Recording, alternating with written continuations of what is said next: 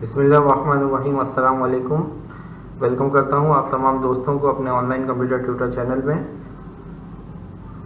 मैं हूँ आपका ऑनलाइन ट्यूटर खुर्रम शहजाद। उम्मीद है आप तमाम दोस्त खैरियत से होंगे। MS वर्ड स्टार्ट करते हैं।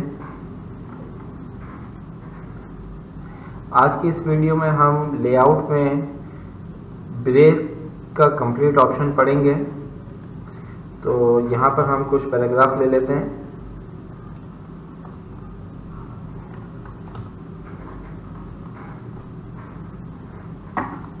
ठीक है, ये कुछ पैराग्राफ हमने ले लिए। यहाँ पर देखिए, पेज लेआउट में जब हम ब्रेक्स के ऑप्शन में आते हैं तो यहाँ पे सबसे पहले है पेज ब्रेक, यानी कि जो अभी मैं सबसे पहले आपको समझा रहा हूँ वो पेज ब्रेक।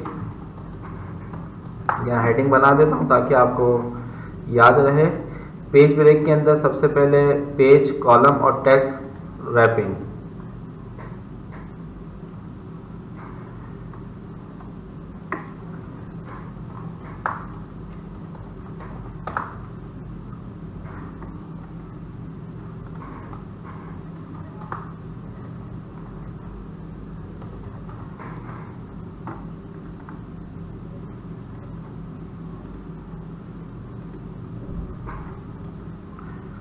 ठीक है, ये आज का हमारा टॉपिक है पेज ब्रेक। मेन ये ऑप्शन है हमारा, और इसके अंदर हम ये 3 चीज़ें पढ़ेंगे पेज ब्रेक में।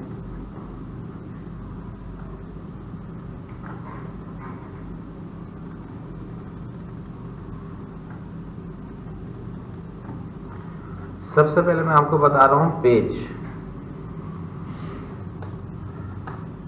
ठीक है, सबसे पहले जो ऑप्शन बता रहा हूँ पेज ब्रेक के अंदर पेज। देखें, ये मेरे पास बहुत सारे पेज हैं, इसको मैं छोटा कर लेता हूँ।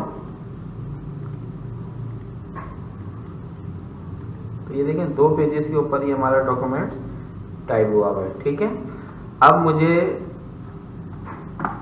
लेआउट में गया। लेआउट में जाने के बाद ब्रेक के अंदर सबसे पहले पेज ब्रेक्स के 3 ऑप्शन बता रहा हूँ, और उसमें सबसे पहले हम पढ़ेंगे page. Mark the point at which one page ends and the next page begins। देखें, अगर मुझे इस पैराग्राफ के बाद जितना भी टेक्स्ट मौजूद है मेरे पेज पर वो मुझे नेक्स्ट पेज पर चाहिए, तो मैं यहाँ पर पेज ब्रेक का बटन क्लिक करूँगा। ये ऑप्शन हमारे पास इंसर्ट में भी था, पेज ब्रेक। यहाँ पर ये रहा पेज ब्रेक, और लेआउट में भी है। ब्रेक्स में ऑप्शन में जाकर पेज, इस पर क्लिक करेंगे तो ये देखिए आपका जहाँ पे कर्सर था उससे पहले वाले जो भी पैराग्राफ थे, जो टेक्स्ट था, वो उसी पेज पे रहा, और उस कर्सर के बाद वाले जितने भी पैराग्राफ या हमारे जो वर्ड थे, टेक्स्ट थे, वो नेक्स्ट पेज पे चला गया। अब देखें, मैं अगर यहाँ पे थीम पे रख रहा हूँ, इसके बाद मुझे नेक्स्ट पेज पे चाहिए, तो मैंने यहाँ पर ब्रेक पे जाने के बाद पेज पे क्लिक कर दिया, तो ये देखें ये नेक्स्ट पेज पे चला गया। ठीक है, तो ये हो गया हमारा सबसे पहला ऑप्शन, पेज ब्रेक में पेज को ब्रेक करना। तो पेज ब्रेक का बटन, पेज ब्रेक में जो सबसे पहला पेज है पेज ब्रेक, इसका क्या फ़ायदा है कि अगर हमें कर्सर के बाद, यानी कि इससे पहले जो टेक्स्ट है वो इसी पेज पे चाहिए, उसके बाद वाले तमाम टेक्स्ट हमें पैराग्राफ नेक्स्ट पेज पे लेके जाने हैं, तो आप कंट्रोल के साथ इंटर भी प्रेस कर सकते हैं, और या तो फिर आप डायरेक्ट पेज ब्रेक के बटन पर क्लिक करते हैं। ठीक है, इसके बाद अब हमारे पास है नंबर 2 पेज ब्रेक में ऑप्शन कॉलम। देखिए, कॉलम का ऑप्शन किस लिए है, मैं यहाँ पर कुछ कॉलम्स सबसे पहले बना लेता हूँ। ये मैंने सिलेक्ट किया, लेआउट में गए, लेआउट में ही हमारे पास कॉलम्स का बटन है, यहाँ पे मैं 2 कॉलम्स कर लेता हूँ। ठीक है, और यहाँ से आप इसको ब्रेक पे जाएं और कॉलम पर क्लिक कर देंगे तो ये देखें कॉलम में ब्रेक हो जाएगा। अब देखें ये ऑटोमेटिकली, और अगर मैं नहीं भी करता तो देखें ऑटोमेटिकली मैं कर्सर को क्लिक कर रहा हूँ तो कॉलम चेंज हो रहा है। मैं आराम से उस पर कर्सर पे जा सकता हूँ, क्योंकि मैंने ये टेक्स्ट पहले से लिया हुआ था, पेज टाइप किया हुआ था। मैं एक न्यू पेज ले रहा हूँ। न्यू पेज लेने के बाद यहाँ पर मैं कुछ पैराग्राफ ले लेता हूँ। अब देखें, अगर हम यहाँ से जैसे ये कर्सर मैंने यहाँ पे रखा और यहाँ से मैं लेआउट में जाकर इसको 2 कॉलम्स में डिवाइड करता हूँ, तो ये देखिए ये हमारे पास एक कॉलम में आ गया। यहाँ से मैं रूलर्स ऑन कर देता हूँ ताकि आपको आइडिया होता रहे।